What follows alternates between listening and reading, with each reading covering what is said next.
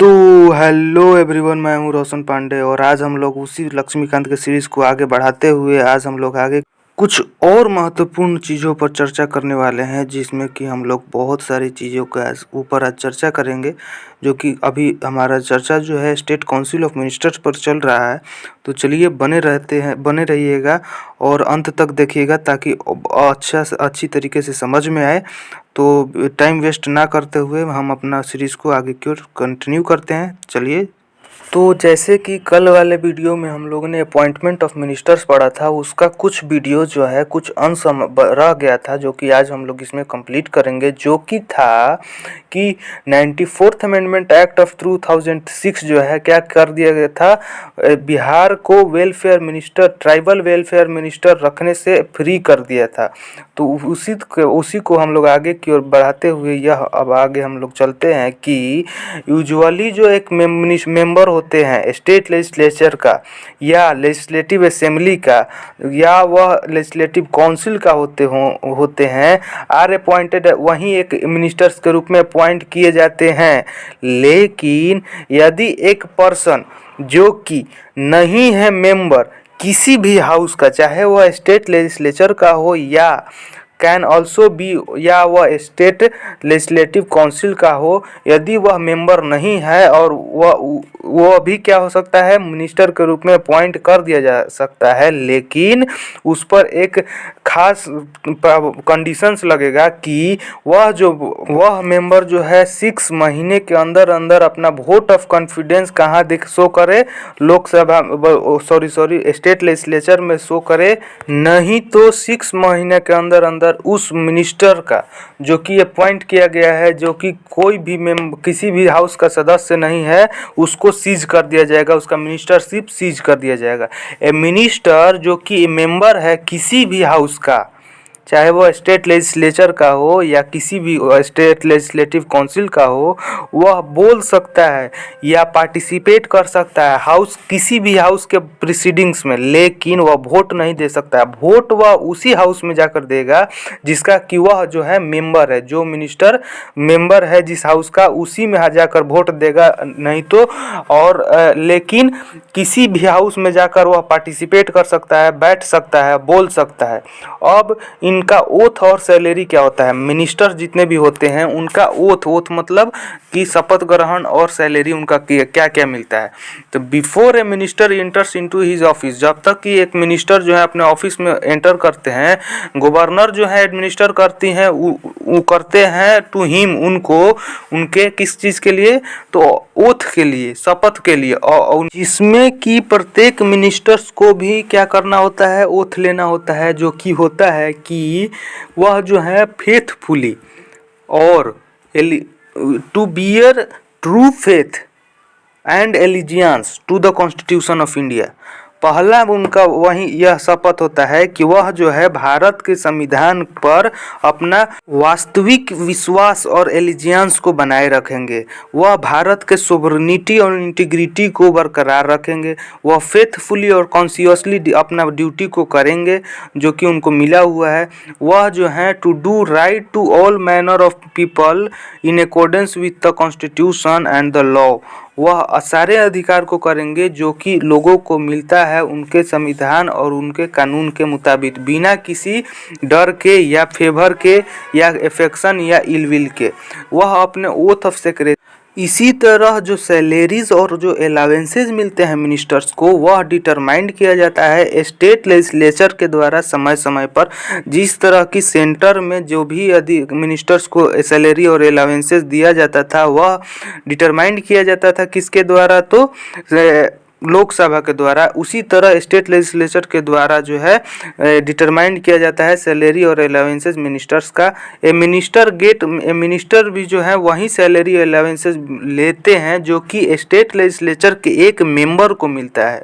लेकिन एडिशनली वह जो है सम्पटुअरी अलावेंसेज उनको मिलता है, फ्री एकोमोडेशन मिलता है, ट्रेवलिंग अलावेंसेज मिलता है और मेडिकल फैसिलिटीज़ मिलता है। अब हम लोग रिस्पॉन्सिबिलिटीज़ क्या होता है इन मिनिस्टर्स का, उसके बारे में जिक्र करेंगे। तो पहला जो है यह कलेक्टिव रिस्पॉन्सिबिलिटी इनका होता है।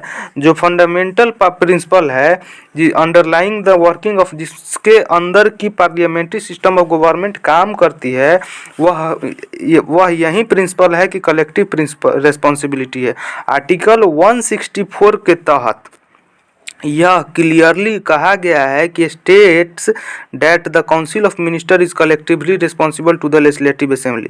आर्टिकल 164 के तहत यह कहा गया है कि जो काउंसिल ऑफ मिनिस्टर्स हैं वह कलेक्टिवली मतलब एक साथ सारे के सारे रिस्पॉन्सिबल हैं कि यदि कोई भी जवाब लेजिस्लेटिव असेंबली को देना होगा तो वह एक साथ देंगे, चाहे वह एक साथ डूबेंगे, स्विम करेंगे या एक साथ काम करेंगे, वर्क करेंगे। इसका मतलब यह है कि जितने भी मिनिस्टर हैं वो ज्वाइंट रिस्पॉन्सिबिलिटी, एक साथ रिस्पॉन्सिबिलिटी देते हैं। यदि कोई एक मिनिस्टर्स भी कोई गलती करता है तो सारे का पर रिस्पॉन्सिबिलिटी आ जाता है to the legislative assembly for their act of omission या कमीशन। वह काम करते हैं एक टीम की तरह, यदि डूबेंगे तो पूरा एक साथ डूबेंगे या चलेंगे तो एक साथ काम करेंगे, इस तरीके से वह काम करते हैं।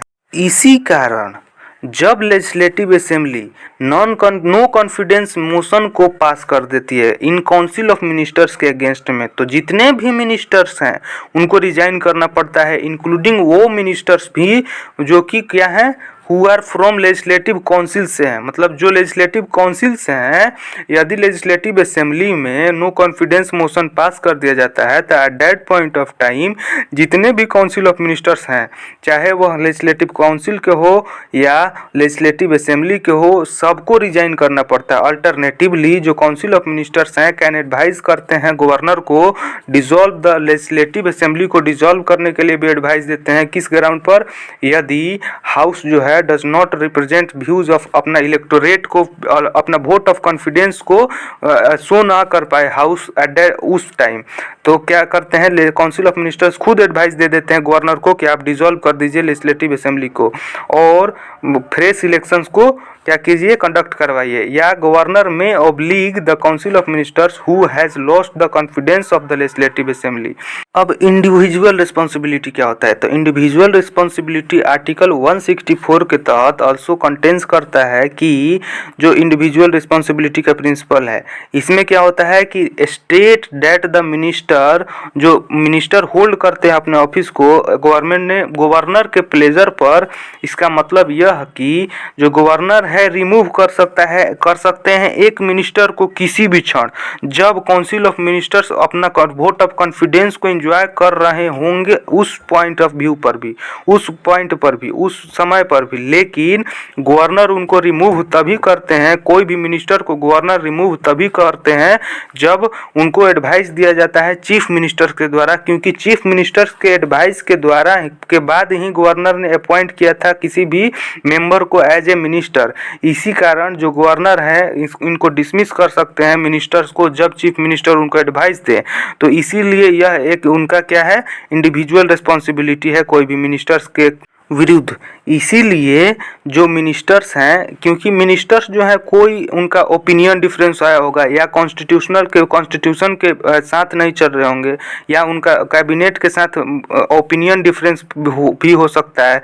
इसी कारण पर चीफ मिनिस्टर जो है गवर्नर को एडवाइस दिए होंगे कि क्या कीजिए, आप इनको रिमूव कर दीजिए। इसलिए यह एक इंडिविजुअल रिस्पॉन्सिबिलिटी माना जाता है। किस पर? काउंसिल ऑफ मिनिस्टर्स पर ही। In case of difference of opinion या डिससेटिस्फैक्शन के अंतराल पर वो चीफ मिनिस्टर क्या करते हैं, उनको गवर्नर को एडवाइस देते हैं विद द परफॉर्मेंस। यदि कोई भी मिनिस्टर्स का ओपिनियन ना मिलता हो या डिससेटिस्फाइड हो chief minister, eight that point of time वो क्या कह सकते हैं कि आप रिजाइन दे दीजिए, डायरेक्ट कह सकते हैं, या गवर्नर को एडवाइस दे सकते हैं कि आप इनको डिसमिस कर दीजिए, हटा दीजिए। अब नो लीगल रिस्पॉन्सिबिलिटी क्या होता है? तो at the centre there is no provision in the Constitution for the system of legal response. Centre के पास संविधान में कोई सा लीगल रिस्पॉन्सिबिलिटी का वो सिस्टम नहीं है मिनिस्टर्स पर। It is not required that an order of the governor for a public act should be countersigned by a minister. Moreover, the court are barred from inquiring into the nature of advice rendered by the minister to the governor. जो advice या add दिया जाता है ministers के द्वारा governor को, वह जो एडवाइस है उस पर कोई सा भी कोर्ट ऑफ लॉ या लागू नहीं हो सकता। इसका मतलब कि वह कोर्ट से बैर्ड है, अलग है। तो आई होप गाइज ये वीडियो आप सबको इन्फॉर्मेटिव लगा होगा, और इन्फॉर्मेटिव लगा होगा तो ज़्यादा से ज़्यादा मुझे लाइक शेयर सब्सक्राइब कीजिएगा, ताकि ऐसे ही मैं आप सबको और भी वीडियोज़ बनाकर देता रहूं। तब तक के लिए जय हिंद, जय भारत, वंदे मातरम। आई होप आप सब अपना पढ़ाई अच्छे तरीके से कर रहे होंगे, क्योंकि अपना हेल्थ का भी ख्याल रखिएगा, क्योंकि हेल्थ इज़ वेल्थ है। तो चलिए अब जय हिंद, जय भारत। अब मैं बंद कर